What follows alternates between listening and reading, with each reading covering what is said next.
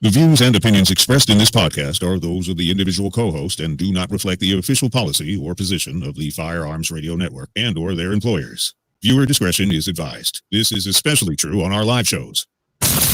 Broadcast for shooters, hunters, and gun enthusiasts. This is the Firearms Radio Network. The bandwidth for this episode of This Week in Guns is sponsored by Patriot Patch Company. PatriotPatch.co. Welcome to This Week in Guns. This show is brought to you by the Firearms Radio Network and Patriot Patch Company. And the show offers commentary on the latest firearms industry news, information, and buzz. I'm your host, Sean Herron. Like it or love it, I'm here. Let me go ahead and introduce our guest tonight. Pretty much my favorite part of every single show. First up, we got co-host of the Firearms Insider Gun and Gear Review podcast and owner, lead instructor at Contextual Defense and Consulting, Zane Mangillo. How's it going, man? What's going on, Sean? I'm going to start saying your name like Zane or something like that. Yeah. I'll be like Zane Mangillo. I'll say the last name right, but I'm going to say the first name wrong, if that's all right. Because everyone else does it backwards. Okay, perfect. Glad to hear it. Next up, we got the co-owner of Blue Alpha Gear. He's tall. He's got a dollar bill high point and a jump suit to match. His name is Kurt Sills. What's up, buddy? Hey, everyone. How are you? Good. Glad to be here. Everyone's alive. Quarantine zone. Georgia quarantine zone. I don't even know where you are. I'm not even sure if people are allowed to know where Zane is. Oh, I'm Florida man. Oh yeah, I know. Of course you are. He actually is. He is the Florida man. We got Troy from the God and Guns podcast. Says howdy from KY. I assume that's Kentucky and not just the jelly. Hey. All right. Before we get started, guys, Patriot Patch Company, patriotpatch.co. is where you can go to find cool patches in the Patch of the Month Club and Second Call Defense. If you have a gun, use a gun, bought a gun recently in a panic, think about what happens if you ever have to pull that trigger. That's what Second Call Defense does. And you can find more at firearmsradio.tv/SCD. Let's get right into it before I crack any more stupid jokes. I'm just glad to be alive, guys. I'm just happy. Aren't we all? Yeah. And the NSSF is happy too because firearms accidents have hit their all-time low. And the NSSF heralds their accomplishment. So it came out, apparently, a report came out, and it's down. It's the lowest level since the record keeping began in 1903. Project Child Safe is a thing that exists. And I mean, I don't know who's responsible for this, but yeah, this is good news. Zane, what are your thoughts? Well, the headline's a little misleading. It says accidents are down, and then when you go read the story, it's actually accidental deaths that are down, or negligent deaths, as the majority of them probably are. So I kind of have to wonder what all's at play, right? I think the NSSF is doing really good stuff. Project Child Safe, like every one of their sister has 900 of those little cable locks that come with every gun you buy, which are great, by the way, for like locking a gun box in your car if you have to leave it in the car. But I also wonder how much of these deaths are down just because of how much better our medical system is, for one. And I mean, how many more cops are carrying tourniquets now? And so I volunteer on a fire department. And about a year ago, we got Stop the Bleed kits finally, like in our fire trucks. So I'm also wondering how much of it is better, faster medical care. So maybe people are still having accidents, just not dying. But I'd like to think it's a combination of the two. Either way, good news all the way around. Yeah. Kurt? Are these statistics including the recent big run on guns? There's a few million new gun owners out there. I have a feeling there might be a little bit of a spike. Yeah, I would say that you're 100% right. And I couldn't, it's National Safety Council data. And they showed that for 2018, there were 458 firearm fatalities, accounting for less than 1% of unintentional fatalities from all principal causes. And they have declined over the last 2 decades by 47%. So yeah, I mean, if there's new gun owners, people who aren't familiar, that number probably will go up. But I mean, it's a good thing. Anytime we see positive stuff like this, NSF seems super, super, super proud of this. And I know there's a lot of other people doing great work in this space. So yep. I'm glad that there's multiple people, multiple organizations doing a lot of good work here.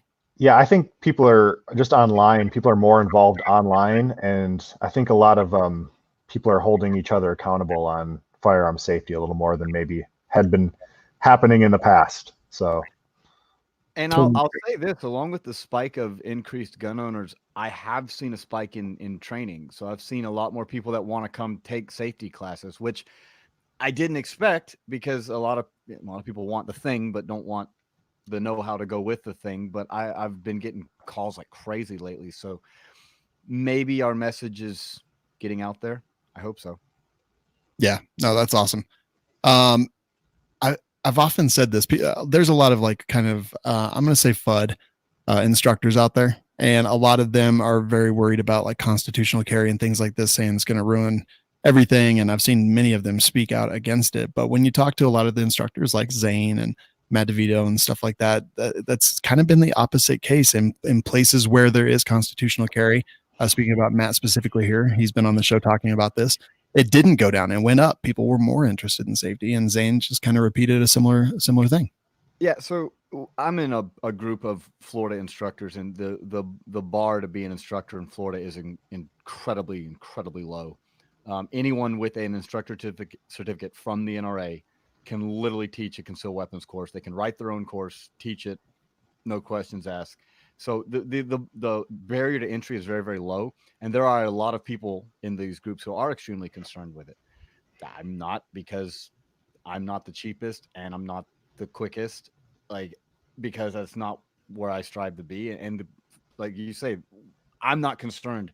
Every time they put a constitutional carry bill in, I'm like, yeah, pass it, because then I can stop teaching this stupid concealed weapons class and focus on what I feel like is more important. So good stuff, man. This next article I read a couple times because I actually found it kind of interesting. It said handguns prove 97% effective against bear attacks in real world cases.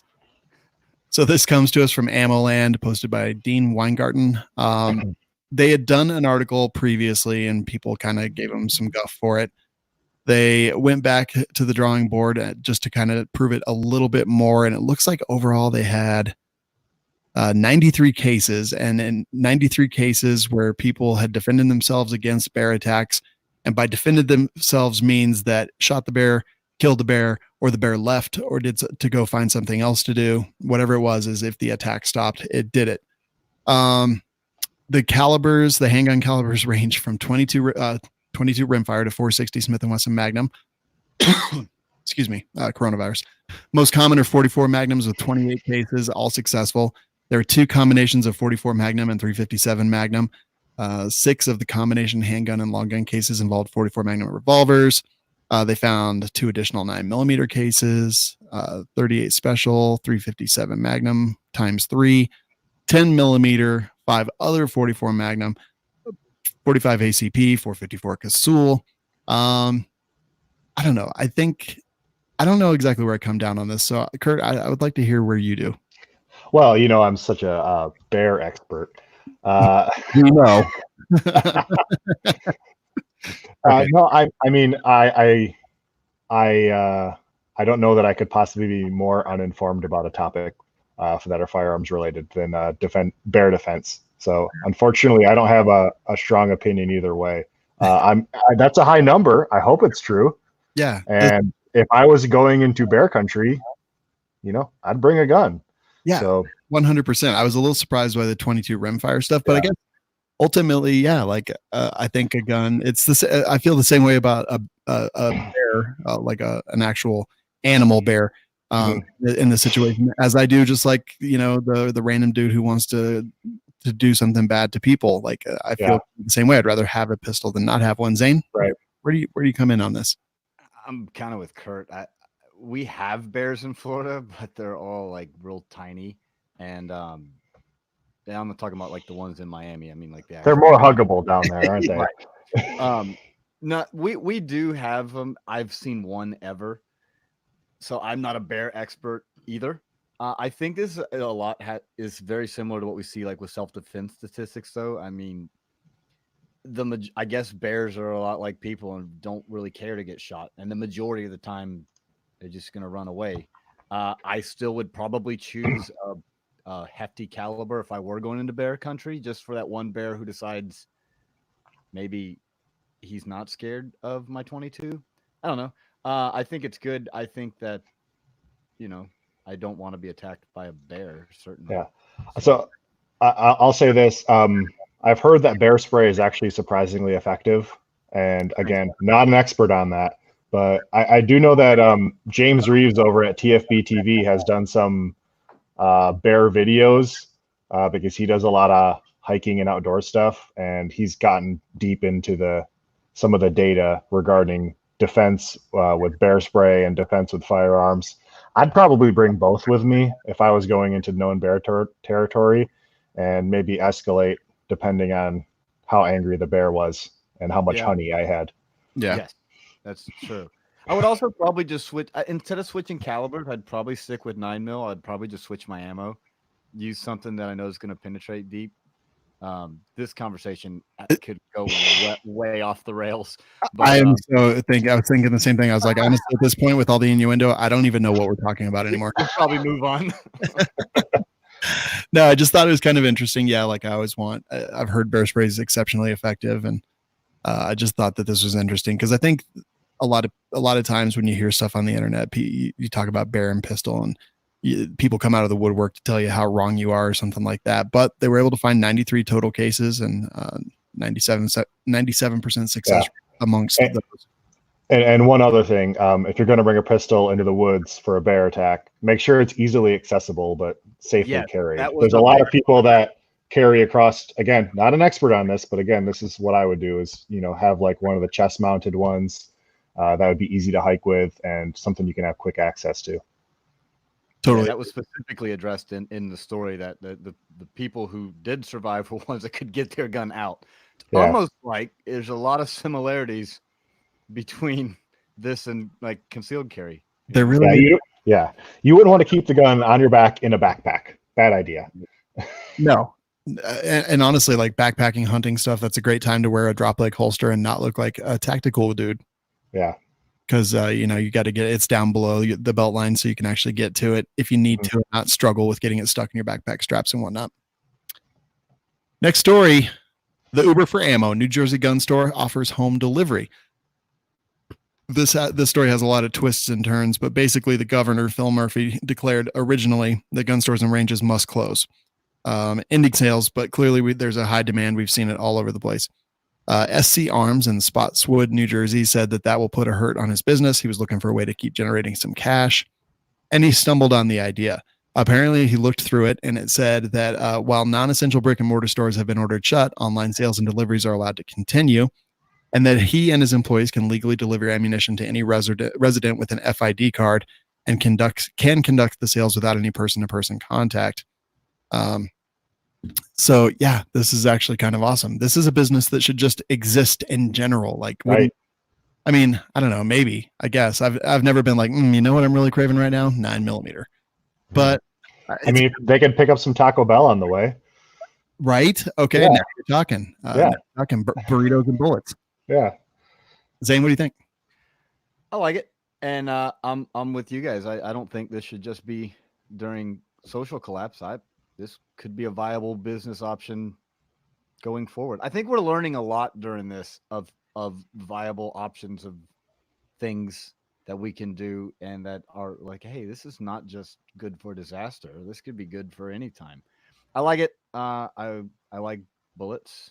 So if they'll bring them to me and I don't have to leave my house, that's even better. Yeah, I agree. Hey, Zane, can you bump up your volume just a tiny bit? Hey, Kurt, what about bullets and belts? Can you deliver to my house? I'll bring you anything you want, Sean. Okay, perfect. Just as long as it's not hollow points in the state of New Jersey. Okay, perfect. Yes. We also would happen to that security guard. So yes. We'll avoid that at all costs. FBI shoots and kills man who planned to blow up a hospital in Missouri. I've been watching Ozark. I now know that is how you pronounce that state name. I just want everyone to know how legit I am. But yeah, so this guy, he was planning to blow up a Missouri hospital to inflict mass casualties during the coronavirus pandemic. They were tracking him. They'd been running a long domestic terrorism investigation on him. He was going to pack up a vehicle with a bunch of explosives and detonate it near a hospital, I believe, to make things a lot worse. They tried to arrest him. He was armed. He was shot, taken to a hospital, and he was dead. Great news, Kurt.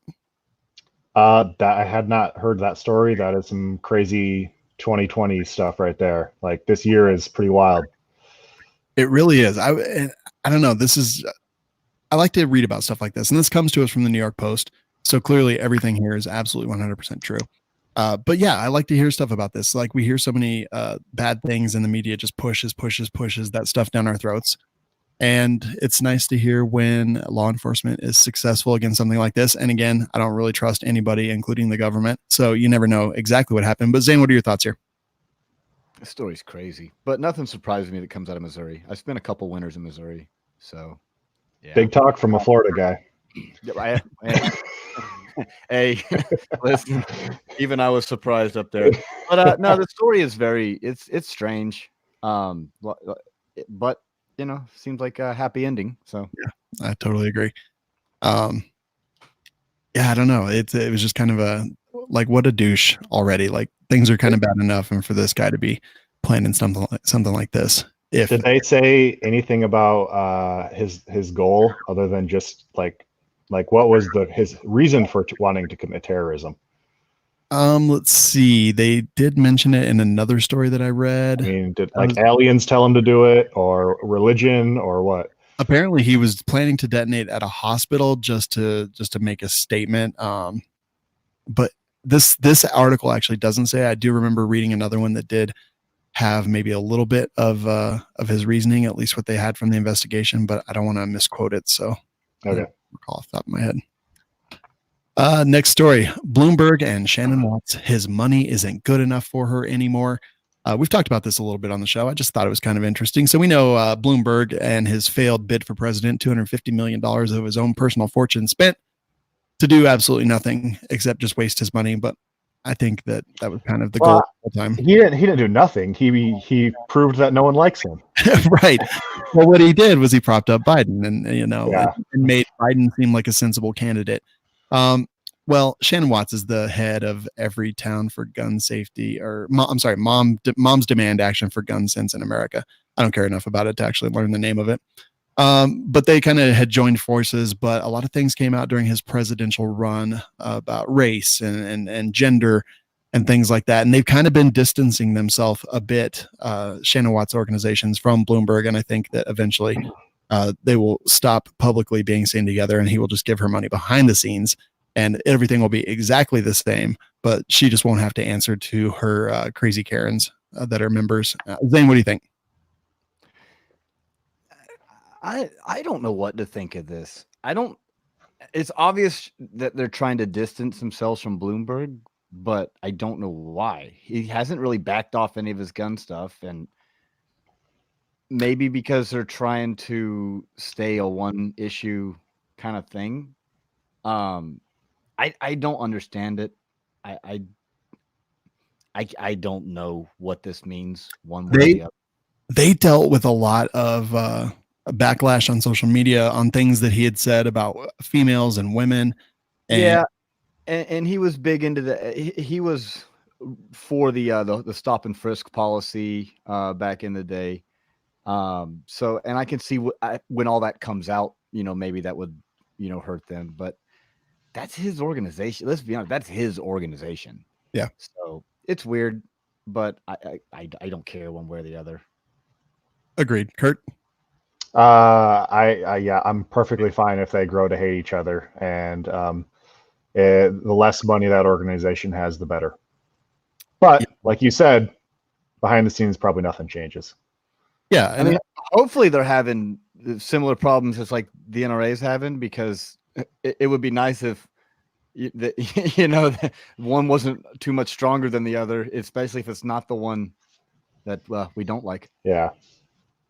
Yeah. No, I totally agree. I think this is all just stage dressing. I don't think any of this is true. It doesn't matter. He's still going to fund these organizations behind the scenes. And Shannon Watts having to go to him and be like, well, Michael, some of the things that you said, they really upset me and the members. And honestly, we want to take your money. You just can't, you just can't like be seen with us anymore, if that's all right. And nothing's going to change. It's the same. I don't trust anybody. They're all crooks. Mm-hmm. All right. So Department of Homeland Security announced that firearms retailers and manufacturers are essential. That is a good thing. Workers supporting the operation of firearm or ammunition product manufacturers, retailers, importers, distributors, and shooting ranges. I was actually reaching out to a local range here in Colorado Springs earlier today, and I was like, hey, your board sucks ass because you guys are closed. DHS says you're good to go. Like this is every other range is open. Your board sucks, and you should replace them all. But like this is great coming, and it's just guidance. CISA guidance, Critical Infrastructure Workforce 328/2020 was where that came from. But it's had some interesting effects. So San Diego Sheriff will not close county gun stores. In LA County, the LA County Sheriff had ordered all gun and ammunition stores and ranges and everything closed. He referred back to this DHS feedback when he decided to change the policy and let them open again. And then New Braunfels, Texas, which I don't know if they're aware what state they live in, but they allow gun stores to reopen after Adam Kraut and the Firearms Policy Coalition sent them a very strongly worded letter talking about lawsuits and things like that. Like this is a crazy time. I want to talk about like any story here or just like this whole thing. And Zane, I want to start with you. Yeah, so this has been a weird one here in Florida because the governor has kind of been hands off with this and kind of left it up to the counties, similar to how they're doing in California. So like Miami-Dade County is like, no, firearm stores aren't essential. But right next door, Broward County is like, yeah, they are. And so I don't know what's going to come of this. I have a feeling we're going to end up seeing a policy for next time, either at the statewide level or quite possibly federally. I have a feeling there's people making backroom deals now to try to figure out who's essential and who's not. Because everyone, according to Facebook, at least all my friends are essential employees. I don't know anybody apparently who's not essential. Fuck. Sorry, wrong show. But yeah, me either. Yeah, like it's so. I think obviously, I think the gun stores and ranges should be open as best they can. The thing with ranges though is, well, if we're trying to slow the spread, like, what do? Do you shut down your range? Do you not? I don't know. I know my range is open. It's because I own it. So. And it's only me that shoots there. So that's a perk. But yeah, I think the gun store should absolutely be open. And good on Adam and team for offering some stern words of encouragement. Yeah, I agree. Kurt, what are your thoughts here? Yeah, pretty wild times for the Second Amendment right now. Lots of people trying to figure out what it really means, and I'm glad to see that on a federal level that they're saying that they're essential, and in a lot of cases it seems the states are kind of following with that in some surprising ways where you'd think that they would put up more of a fight, but they must see the legal ramifications in the future and are not putting up a fight in a lot of cases because like FBC is going to go after people, and they should. Yeah, they definitely should. And you can donate to them, Firearms Policy Coalition, Firearms Policy Foundation, FPF or the FPC. You'll be able to find them and donate to stuff like that. They're doing awesome work, and we all love Adam Kraut. Here in Colorado. Oh, go ahead, Zane. I was going to say one thing that's been interesting with this is a lot of these first-time gun buyers are, especially those who may be left-leaning, are figuring out that it's not nearly as easy to buy a gun as people told me they were. Because I got friends that are people do not understand what do you mean I have to wait 3 days to get my gun, and it's maybe this will open some folks' eyes. I seriously doubt that, but it's hopeful. Yeah, I've talked about this a lot, right? I've always said we never need to convince people, and I'm sorry if you've heard this 1,000 times out of my mouth, but we never need to convince people that guns are the answer. We just need to convince them that no one's going to save them. And that at the end of the world, like they're the ones who are responsible for their families, for their toilet paper, and for everything else. They'll come to the gun conclusion on their own. And we've seen it. They came to that conclusion. They were like, oh my gosh, I can't buy meat. I can't buy bread. I can't buy toilet paper. I need a gun. And some people probably bought it to defend their stuff. Some people probably bought it because they're like, oh, I'll go get some toilet paper with my 9mm or my Glock 40. but whatever it is, they've started to realize like no one at the end of the world when things go down, like there is nobody there to save them, and they came to this decision on their own, and I think that's fantastic. And if I said 1%, 5% of all the new gun owners that are out there actually take an interest in the Second Amendment and they realize that no one's going to come and save them, like that's great. Like that's a big number of people that are now hopefully very adamant, not just about the First Amendment, but the Second Amendment as well. Well, and I also think what a lot of people are seeing is, at least down here, I don't know what it's like where you guys are, but cops they're not being proactive right now. They're just sitting around and waiting for calls. In fact, one of my friends on Facebook who's a deputy was like, so this is what it feels like to be a firefighter. We just sit around the station and wait for calls to come in. And and people are seeing that. And they're not seeing patrol cars in their neighborhoods. They're not doing traffic stops. They don't care if you're speeding through town. And people are starting to freak out. Like, well, it's not even bad yet. So, people, like you say, people come to the conclusion on their own. I just hope they don't, in 6 months, revert back to their old ways. But I don't have much hope for that. No, a ton of them will. That's why I'm like 5%.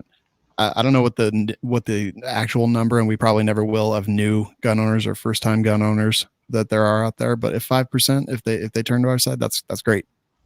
Or if they turn to the side of freedom, I don't even want to say our side. It's not us against them. It's freedom. It's freedom against, it's scary freedom against comfortable security. And I think that's a good thing. In Colorado Springs, to be exact, I'm still seeing speed traps every morning. We have a statewide stay-at-home order, and one of the crazy things that I've noticed is that the governor, Jared Polis, his stay-at-home order, by the way, he's incompetent, just awful governor. It says that gun stores and firearms dealers, there's 2 separate entries on his list, even though they're the same thing, are essential and can stay open. But every single mainstream media news site that I've seen that has posted this has omitted gun stores and firearms retailers from their list of essential people. It's very interesting, and mainstream media is the enemy. Wow. Yes. Doctors and nurses in the UK are being mugged for their credentials so thieves can get the perks of being a caregiver.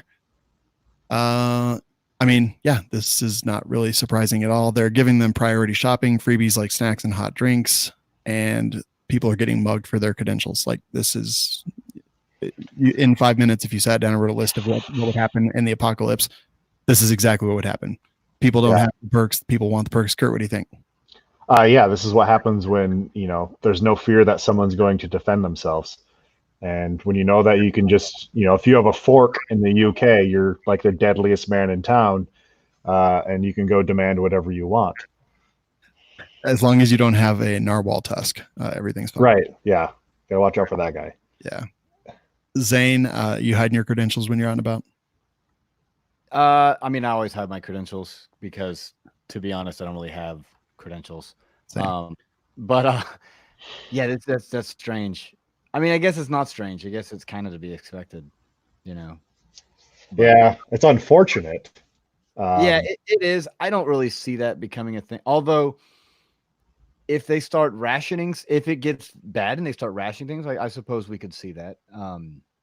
Most cops, they naturally don't have their stuff displayed, but you see nurses walk into the store and they just, have their badges and all their IDs just hang. So I think maybe everyone should, take note and just understand what's going on. But I don't foresee this becoming a thing here.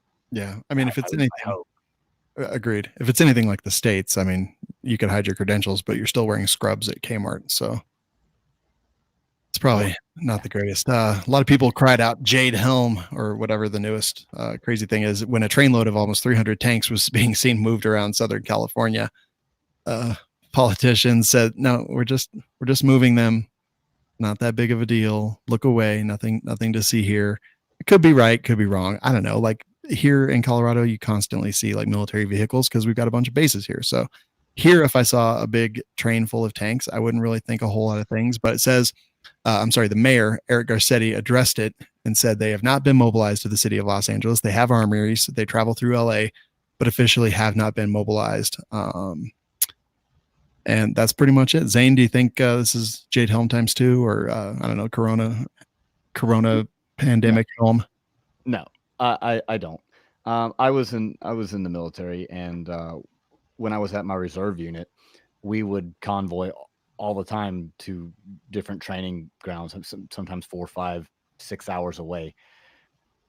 They move stuff around. Do I think this is a thing? No. Yeah. Am I positive it's not a thing? No. No. So yeah. What the American public probably doesn't realize is that all of those tanks are broken and won't do anything. Probably. Yeah, they probably don't have ammo. So if you have belted 7.62 ammo, you can probably steal a National Guard Humvee and actually get to use it, because I bet they don't have ammo. And thanks to the memes, I know exactly how to start a Humvee. That's right. This lever. Anyways, it doesn't matter. Wait for the light to turn, and then turn it one more click to the right. So, Zane, you may be able to know more about this than I do, but I'm fairly confident that it's actually not legal for the U.S. military, like full-time military, to actually be involved in domestic issues like that. Only the National Guard can be called up to domestic issues, and it's unconstitutional to use the actual military for those things. So policing stuff, yes. That is my so I think that's something that people probably don't realize, and maybe there's some misconceptions on, is they think that the actual Marines are gonna be patrolling the streets, and that's extremely unlikely scenario. Yeah, and if I'm correct, it's posse comitatus, right? Something like that. Something comment. Yeah. I don't speak Latin, so no. I barely speak English. But no, so now the caveat to that would be they can absolutely go and do humanitarian type stuff. We've seen it mostly overseas or in other countries, but they do get deployed to disaster zones and stuff. Yeah, I think in the U.S. it has to be National Guard. Yeah, I think I'm sure there's a workaround that, because it's there the might government. Be. But in theory, the National Guard is the only one who can come and do that. And let's be honest, how many cops are also guardsmen? So what? They're just gonna put a different uniform on and go do the same job? Yeah. When I was at a reserve unit, literally half the guys there were cops. So I got to think the Guard's the same way. It was, by the way, 1878. Rutherford B. Hayes signed the Posse Comitatus Act, which basically said that the purpose of the act, is to limit the powers of federal government in using federal military personnel to enforce domestic policies within the United States. And then to go a little further, exclusions and limitations. There are a number of situations in which the act does not apply. These include National Guard units, state defense forces, and naval militias while under the authority of a governor of a state. However, only the National Guard can be federalized, which shifts control from the state governor to the president, making them subject to the Posse Comitatus Act as well. So basically right. Yeah. And you guys can look that up on Wikipedia yourselves, just like I did. I will say the LA mayor did say at the very end of the article, "This is your city. I work for you. We serve you." And I'm really glad to see politicians actually saying those words. I don't think he means it, but no, glad he said it. You elect me is what he meant to say. Yeah. And I'm going to make sure you elect me again. The PLCAA, which is the Protection of Lawful Commerce Act, has not protected SIG. PLCAA doesn't save SIG. Judge allows a lawsuit to proceed. So this lawsuit was brought by, this is for the SIG P320s. The man bringing the lawsuit, Arizona resident Derek Ortiz, can proceed on 7 of the 8 claims of fraud, warranty breach, and consumer protection violations that he brought against the Newington-based manufacturer. The judge only rejected one claim under the New Hampshire Consumer Protection Act because Ortiz couldn't claim he received misrepresentations about the gun in the state of New Hampshire because he's Arizona resident.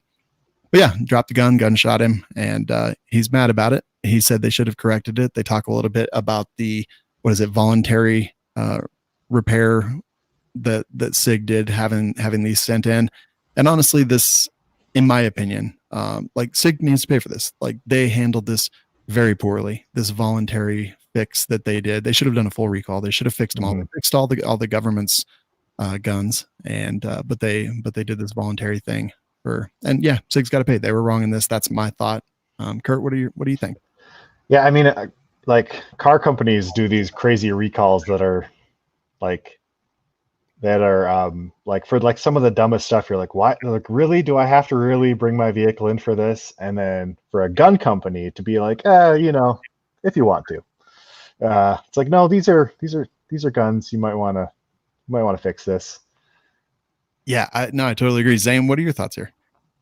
So I think that the media, which is the enemy, Yes. is really good at. Is Aaron still in the comments? I hope so.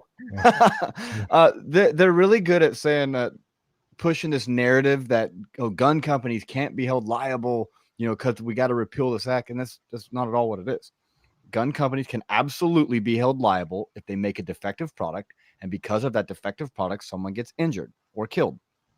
That is what happened here.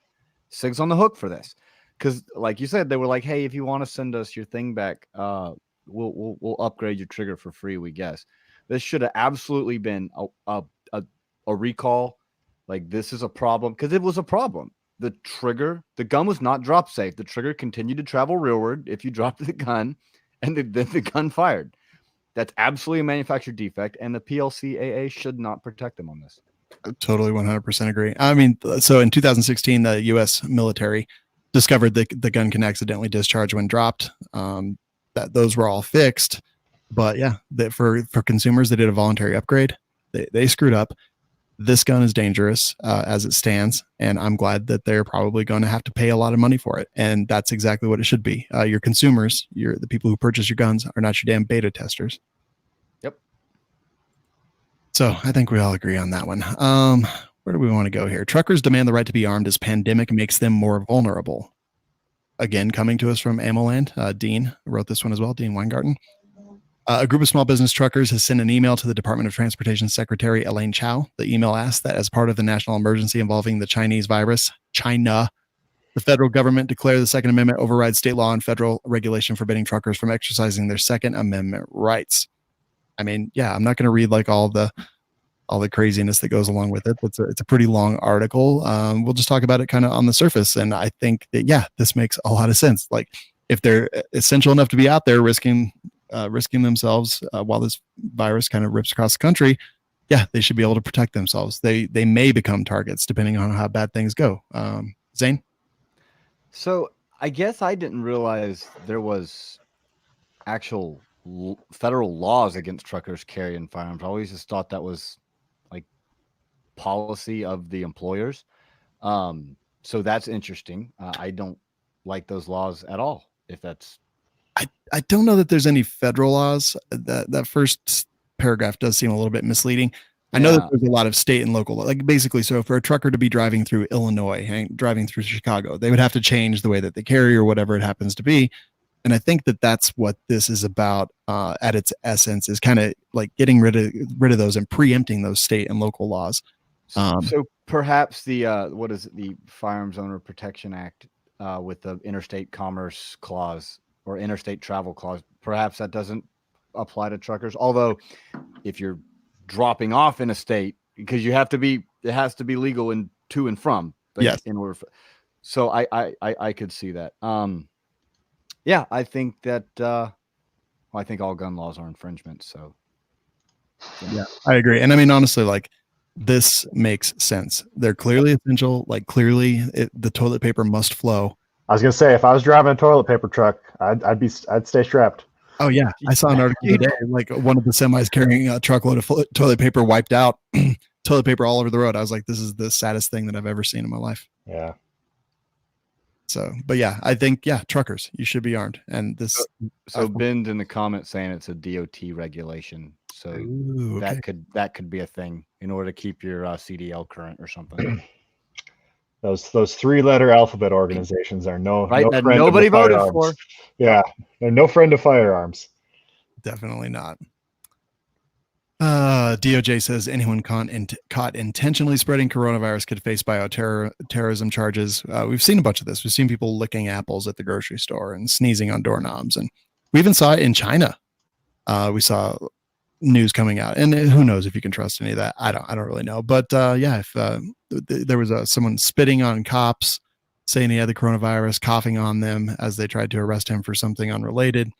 Yeah, it's kind of a crazy time. What do you guys think? Is like, if you have coronavirus, think you have coronavirus, and you go try to spread it to somebody, is that, I don't know. I mean, that's bioterrorism, according to this article. What do you think, Kurt? I don't know. Like, I don't know the definition of really what bioterrorism is, or I'm not sure I could say what it should be. But like, the media sure does know how to make crazy people even crazier. And like, I don't know if these people just really, really need attention, or if they are just losing their minds, freaking out. I don't know. I don't know. This is like, these are wild times. Yeah, it really is. Zane, what do you think? I don't think this goes to the level of bioterrorism, because terrorism, paraphrasing, is a use of force or threat of force in order to further a political or religious ideology. I think these people are looking for attention and trying to be funny, and I don't think they are. I certainly think maybe a disturbing the peace charge, or a battery charge or something like that. I don't know if this rises to the level of bioterrorism. Maybe. I mean, I'm not an expert, but I just don't see how that fits the definition of terrorism. Because what is the political gain by doing that? What is the religious gain? What is being pushed? So I think this is grandstanding from, who said this? The Department of whomever. I think this is, one, them trying to discourage it, and two, they're trying to make everyone else feel better. Like, oh, we're doing something. Look at us. See, we're doing things. Yeah. I don't think anybody will be charged with it, whether it meets the definition or not. I don't foresee this being a thing. Yeah, they could just be trying to scare people. Imagine that. Article coming to us from salon.com. Trump may recall up to 1 million active reserve soldiers to fight pandemic. Looks like he's dialed that back just a little bit. They reached out. Let's see here. I find the numbers in this article. They reached out. I'm looking for, I know there was more than 12,300 Army, National Guard, and Air National Guard have already been mobilized. This executive order authorizes Defense Secretary Mark Esper and acting Homeland Security Chad Wolf to coordinate with state governors to ensure the reserve activations do not interfere with any of these missions. Apparently they were like cold call. Oh, here it is. Army officials said that more than 9,000 former soldiers with medical training expressed interest in assisting with the coronavirus pandemic efforts. The Army emailed more than 800,000 such troops to gauge their interest. Is this a thing that happens? They're like, hey, bro, you want to deploy? Like, you good, or what's going on? Yeah, no, this is a thing that happens. I was out for 3 weeks and started getting phone calls from recruiters.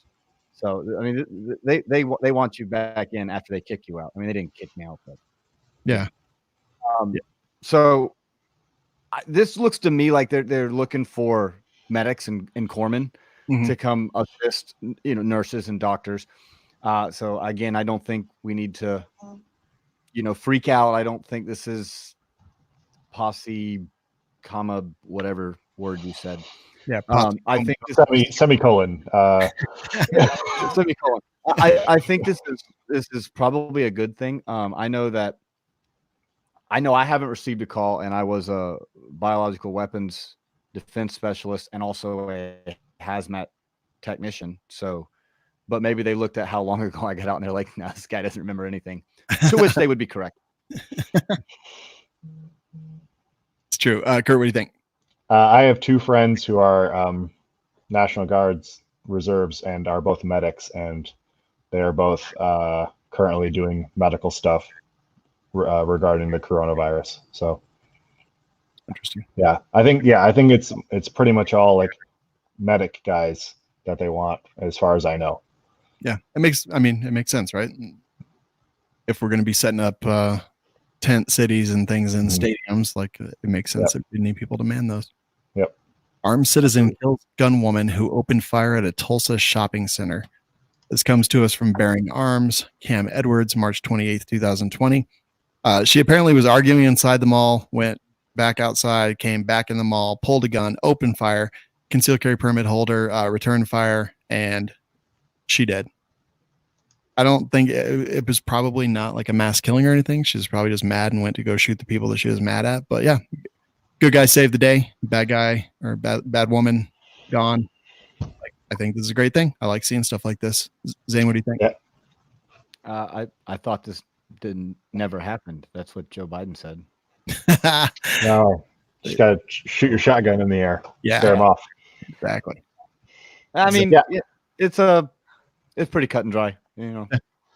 Yeah, I mean, in America, don't pull your gun out and start shooting without expecting, the chance that someone might shoot back at you. And rightfully so. Yeah, I mean Oklahoma, but congrats to the armed citizen that took care of this. I mean, this is what we want to see. Like, this is great. I don't have a whole lot of opinion on it. I just think it's awesome. As long as everything was followed and no one who didn't need to get hurt got hurt, I think we're good. Dude, I watched the Tiger Show. Everyone carries guns in Oklahoma. So.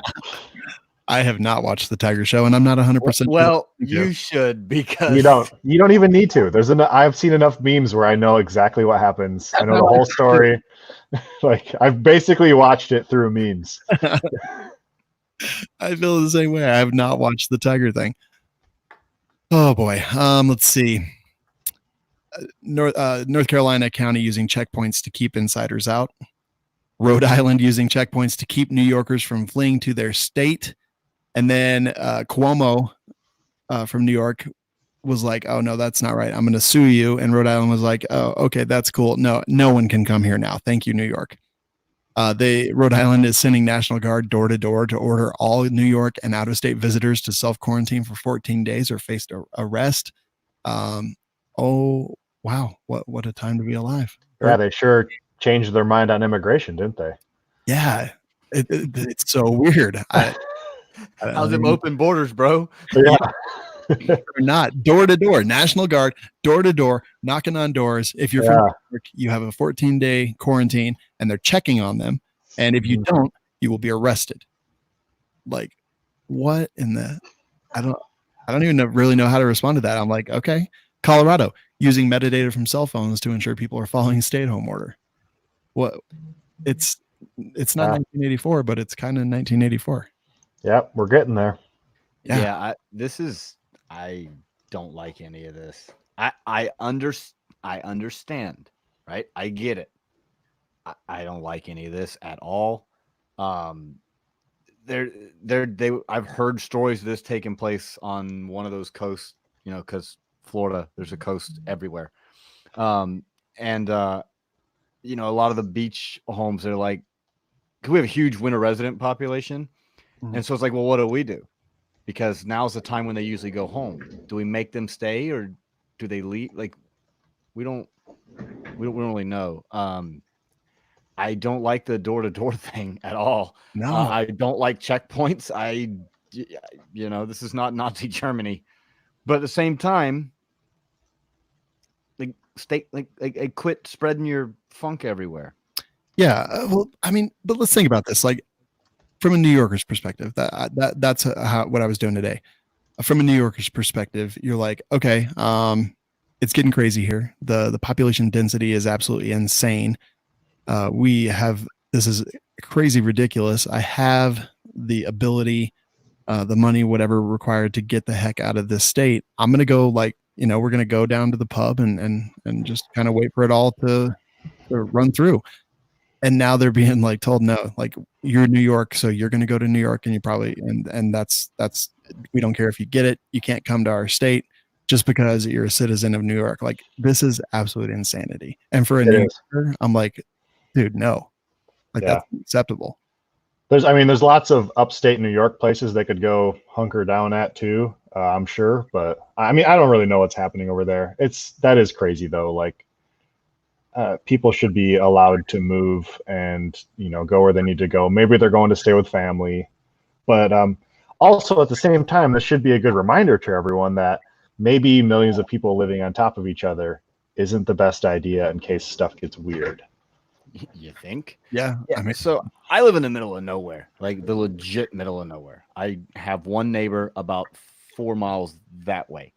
So I get it. I would not want to be in New York City right now. I'd be trying to get as isolated as possible. At the same time, I don't want anybody coming here. Right. So I totally see both sides of this. I do too. I don't like it from an authoritarian or legal perspective, but I get it for these people that live in these other places. They're like, hey man, you made your bed, you sleep in it. You chose to live there. So I absolutely understand and I absolutely get it. I don't know what the answer is. Yeah. President Donald Trump said Saturday he had spoken with some governors and was considering some type of quarantine to prevent people in New York and parts of New Jersey and Connecticut from traveling, though he tweeted that a travel advisory should be administered and not a quarantine. It's just like, what a crazy time, man. Yeah. He doesn't like travel bans anymore. What? Well, yeah, inside the U.S., it's going to be hard to make things mandatory for American citizens. Thankfully, there's still some of that left. I don't mind the government recommending things to people, but yeah, mandating them is where I tend to struggle. Yeah. But what about Cuomo's nipple piercings? That was a little bit unsettling. Yeah. I was trying to think of a way where those weren't nipple piercings, but I can't think of a way where they aren't. They sure look like them. And he went for the old twin set there too. Yeah. So they're matching. Yeah. Hey, you know what? Live and let live. Yep. I mean, I'm down with it. I'm embarrassed to say that a much younger Zane had a nipple piercing, and it's extremely. You don't even have to finish the sentence. We already this is the least surprising thing ever. So good on him. So since Zane just came out, like I too, as a 21-year-old drummer in a heavy metal band, I had a nipple piercing. Jeez. Yeah, 18 to 20 for me because the military made me take it out when I joined. There you go. When you join the Marines and you have a nipple piercing, did they just rip it out? No. Luckily, the recruiter was like, "Listen, do not show up to boot camp with that because that probably would have happened." Drill sergeant will pull it out with his teeth. Oh boy. Brooklyn bar owner arrested for staying open. Tampa pastor arrested for holding 2 church services despite gathering ban. Maryland man arrested for having 2 parties during shelter at home order. And now we're arresting people for disobeying these stay at home orders, things like that. It's an interesting time. Take them all and put them in a confined space together. Jail. Like that'll solve the problem, right? Yeah. Well, no, because they're letting all then let all the people inside the jail out of the jail. Yes, because of coronavirus, and then they're brilliant. It's wonderful. I especially don't like the church thing because there's this pesky little thing I read somewhere about Congress shall make no laws, and then it talks about religion and freedom of speech and stuff. It's in the Bill of Rights. It's the first one. So I'm not a huge fan of that. I'm not very religious myself, but whatever. The bar thing, I'm obviously not a fan of because I like bars. I like them a lot. They have shut down all the bars here in Florida, and they have been for about a month. Yeah. It's just getting stressful. I just don't, again, I don't know how you can arrest people for I think you can strongly encourage people to stop doing things. I don't think you can lock people in cages for things like this. Yeah. I don't know. Again, we're not in forever. These are unprecedented times. Like we're all kind of, nobody knows what to do and everyone has ideas, but I don't think brute force is right away is ever the answer. Well, is rarely the answer. So yeah, I think the government they should be trying to get the people on their side, like agree with them and voluntarily follow a lot of this stuff because they think it's a good idea. The problem is when the government's really heavy-handed, people tend to rebel and reject that, people like myself, and you may end up having an opposite effect where, people start doing crazy stuff. That is a really good point. At what point are the people like, we're not going to take it anymore? Yeah. I mean, reference.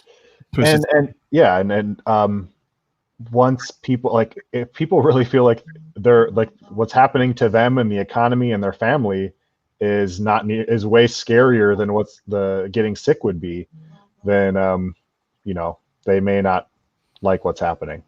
Yeah, definitely agree. And yeah, I don't know. It is such a weird time, and I'm always, scary freedom, man. It's got to be better. It's got to be better than that. The FBI warns of possible increase in hate crimes against Asians. Is that's just the mainstream media being stupid, right? Like I don't see an Asian person in the grocery store and be like, this is your fault.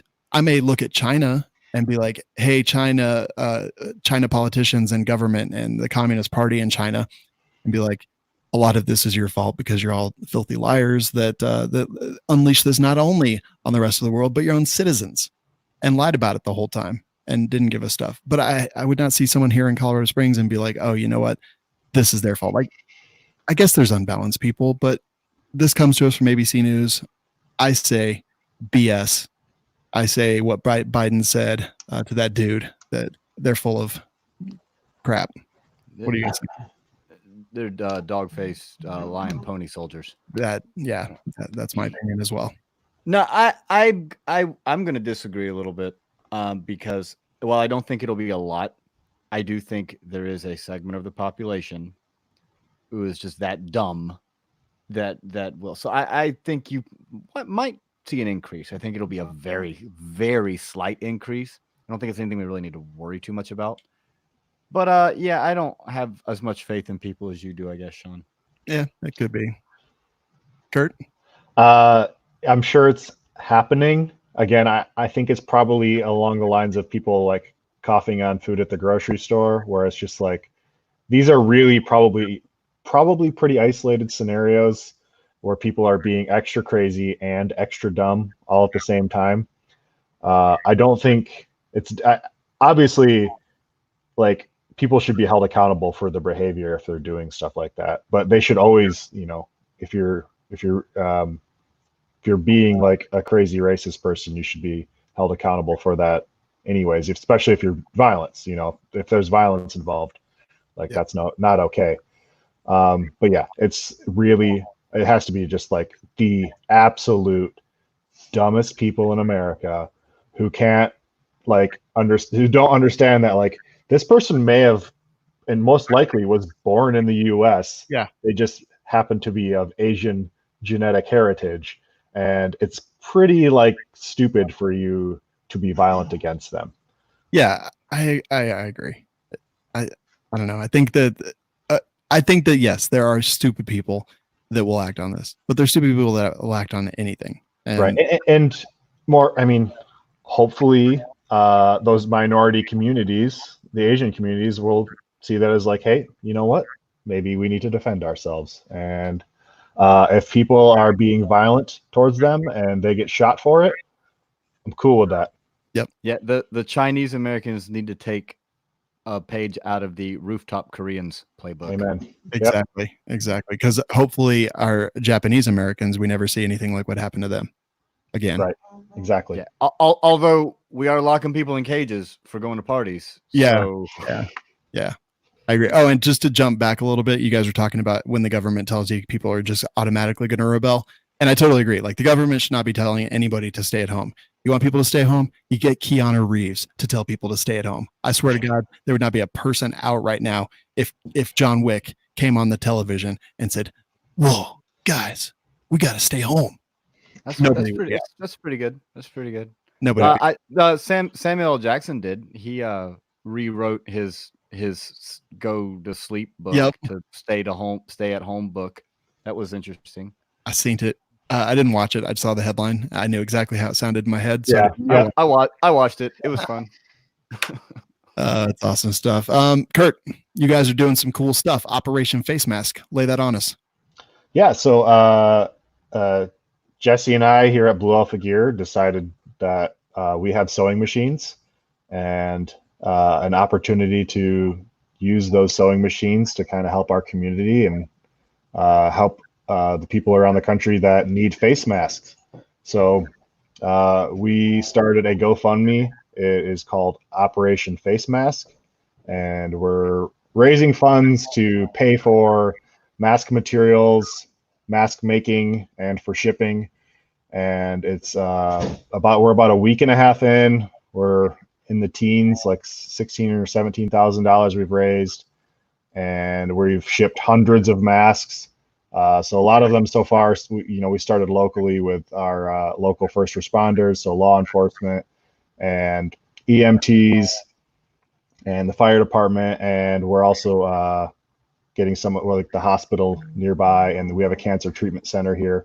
But on top of that, we're starting to ship as well, and so we just shipped some out today for some EMS and for some college law enforcement. Basically, people who are requesting masks, we're doing our best to meet their needs. And there is an email at the bottom of the GoFundMe for people who need masks. And you can email us with your needs, and we'll do our best to meet them. And if people would like to support us, they could just donate to the GoFundMe. Everything's being donated, and we're being as efficient as we can with that money to help as many people as quickly as possible. So we didn't know how to make masks a week ago, and now we know how to make masks. Mostly they're pretty good. They're getting pretty good. That's awesome. If you'd like to look at the CDC guidance about these kind of masks and why they are important, and that you want to see the cost breakdown, you want to see everything right there in writing. It's all at Operation Face Mask on me. I literally just Googled it. It was like the second link. Go find it. And, thanks to Blue Alpha Gear and Coltac and the Brown Buffalo. Yeah, and I should mention Coltac and Brown Buffalo are working on this project with us, and they're doing an awesome job. And jeez. So there's Jesse.